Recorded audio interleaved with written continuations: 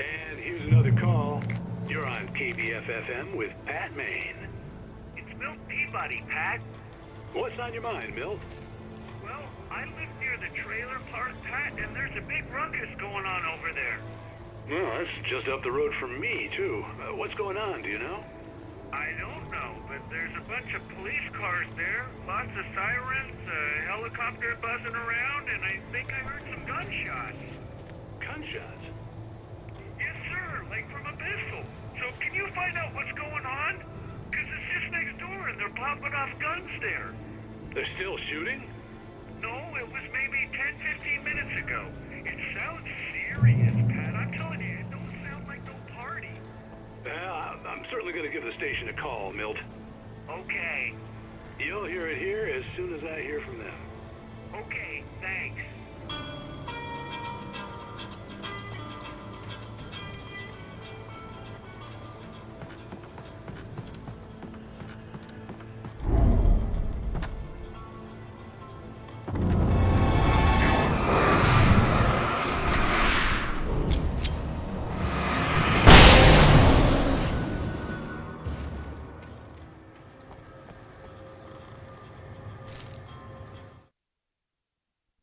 Touched by the dark presence, Rose was lost in a dreamland where everything was drawn in black and gray crayons. The old lady had promised her that all her wishes would come true. She would be Alan Wake's muse. She was smiling so hard it hurt her face. She crushed a bottle full of sleeping pills into the coffee. Deep down inside, she was screaming in terror.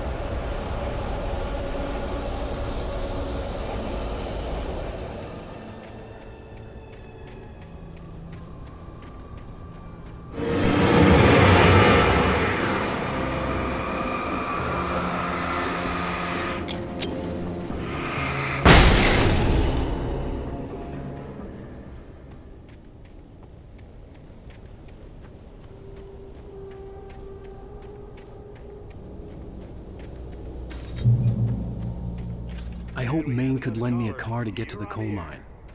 Oh, why, hello, Lorna. What do you have for us?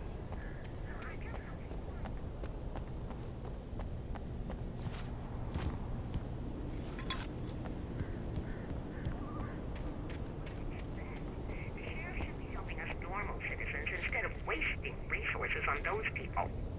Well, They'll have to try to sort themselves out.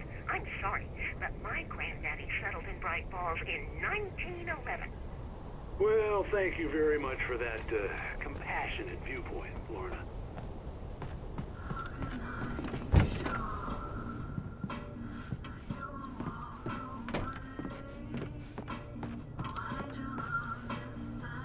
Oh, here's a little surprise. The famous writer Alan Wake just walked in, folks. I'm going to see if I can talk him into an interview. Come on in, Mr. Wake. Ah, I'm so glad you could find the time to do this, Mr. Wake. Nowhere to run now, Dan Brown. You back away from me. Don't hurt it. Whoa. Everyone calm down. Put the gun down. We're all friends here, right? Cool your jets, Nightingale. We got him. Judas Priest! What the hell's the matter with you? There's a civilian in there!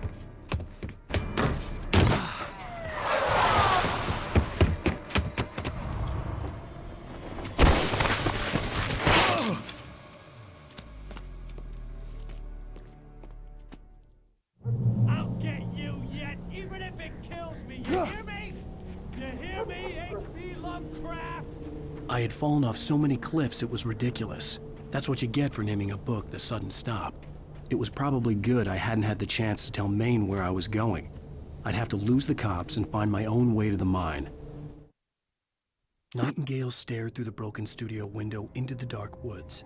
He turned around, started to walk out, but Maine grabbed his arm. "Young man, you almost shot me. You don't shoot off rounds at people like that. What's the matter with you?" Nightingale shook his arm free, marched out. His cheeks burned with rage and humiliation.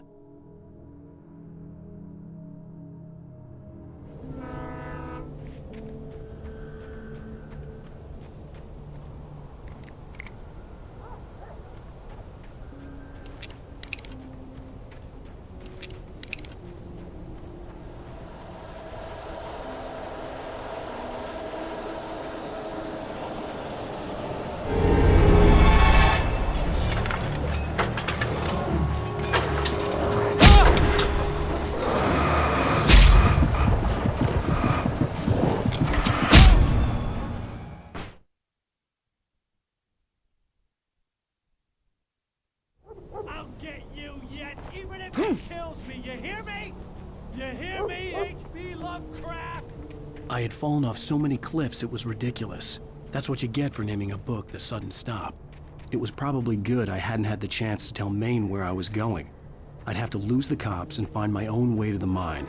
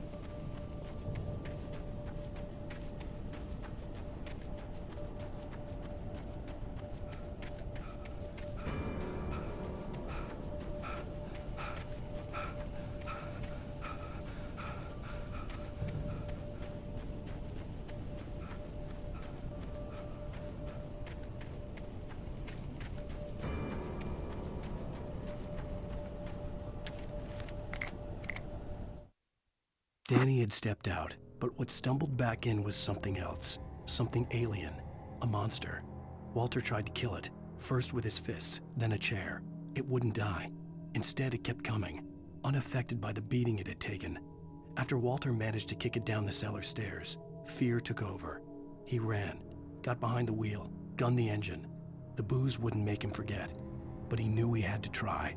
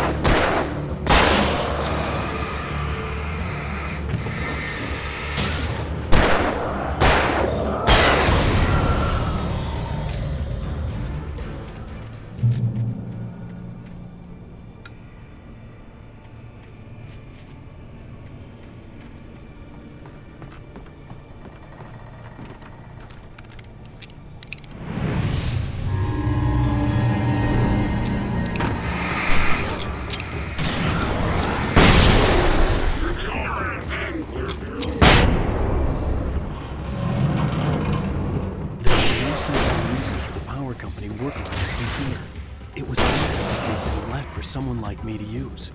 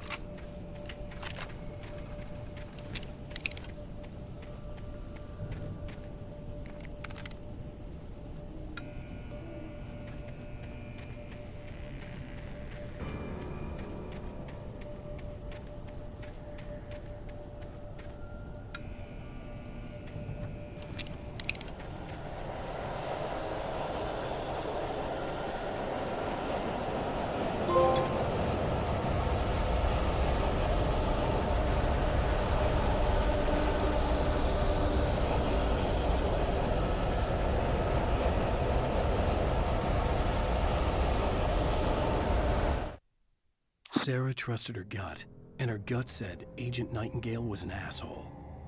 He felt wrong, and it wasn't just the smell of stale booze. It was in the way he flashed his badge, pulled rank, the look in his eyes when he wanted answers. Where was Alan Wake? What was this about an accident? Where was his wife? And most importantly, why did she let Wake go? He wouldn't answer her questions. Federal business was all he'd say.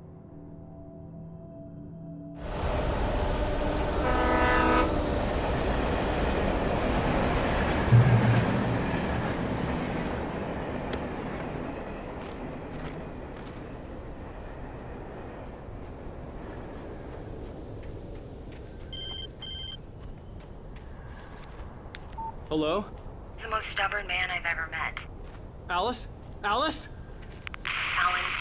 Alan, I'm so afraid. Keeps me in the dark. Please help me. I look at you, Alan, and it's not you. Something else. Looking out from behind your eyes. Alice, I'm here. I'm so alone here. It's all gonna go to hell. You need to be careful. Cooperate. The connection had been terrible, but that wasn't the only thing that hadn't been right with the call. She sounded wrong somehow, but she had called me.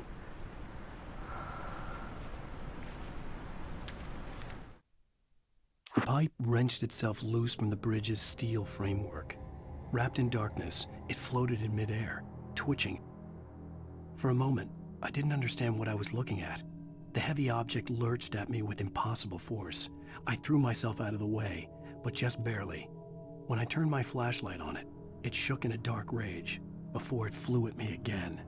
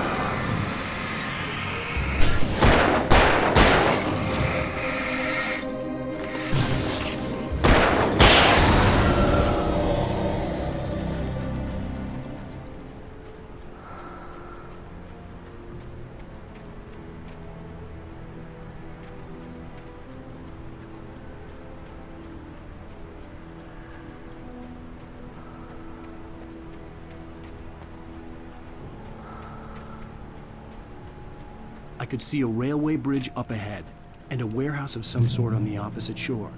I hoped I could find a car from there.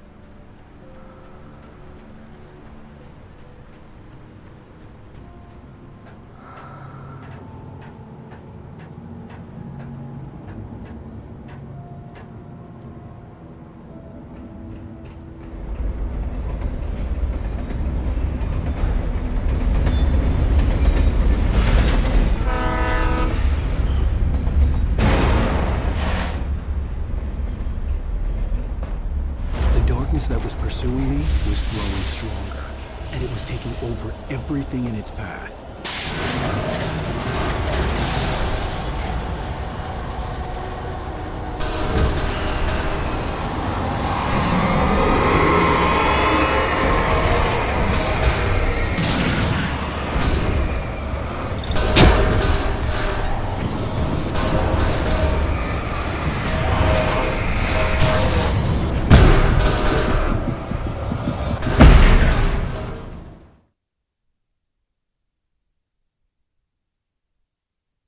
On the opposite shore.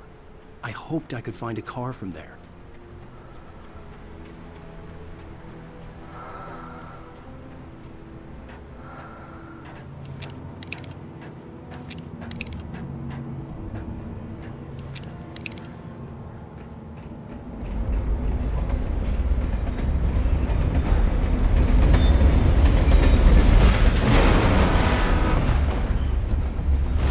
darkness that was pursuing me was growing stronger, and it was taking over everything in its path.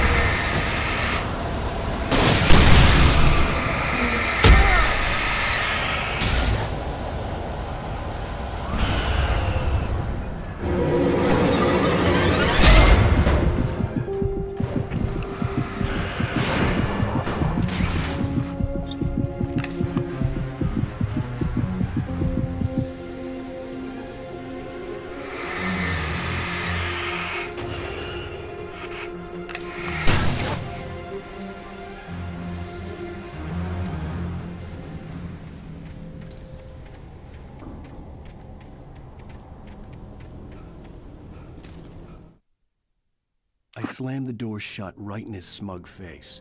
He pleaded for me to open the door. True to form, the asshole actually thought I would obey. I had no sympathy left, no guilt either, not for him. I took a moment to savor the scream. I bet I had a smile on my face. It was all that I had time for. The dark presence was inside the lodge with me.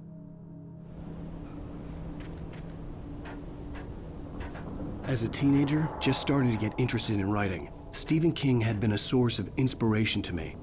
I thought about all the inanimate objects that had come to life in his books. No one is safe in a good horror story, certainly not the protagonist. That's what makes them fun. This was anything but. The darkness could possess anything, and it was getting closer.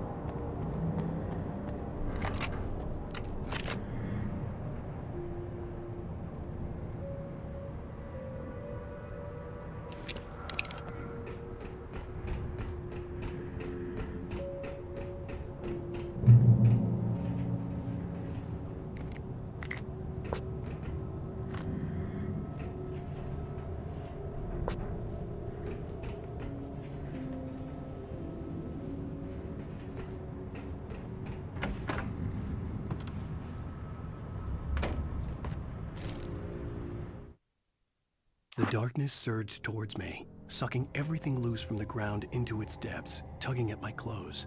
I saw the flare the kidnapper had dropped and threw myself towards it just as I felt my feet leave the ground. The darkness embraced me with the force of a tornado. Somehow I managed to light the flare. The darkness roared and cast me away. I fell toward the dark waters of the lake far below.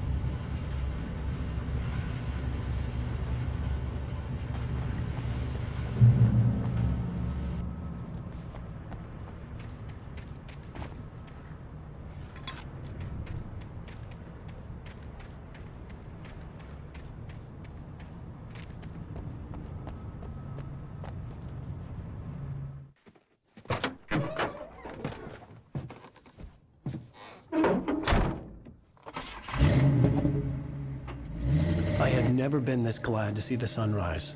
I had a couple of hours to get to the coal mine.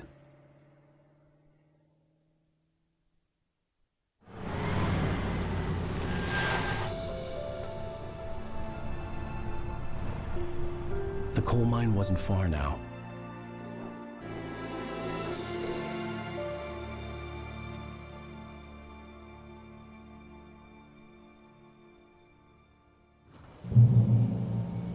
Today, I would meet the kidnapper, and he would give me Alice. I wouldn't give him any other choice. A drowning man will clutch at a straw.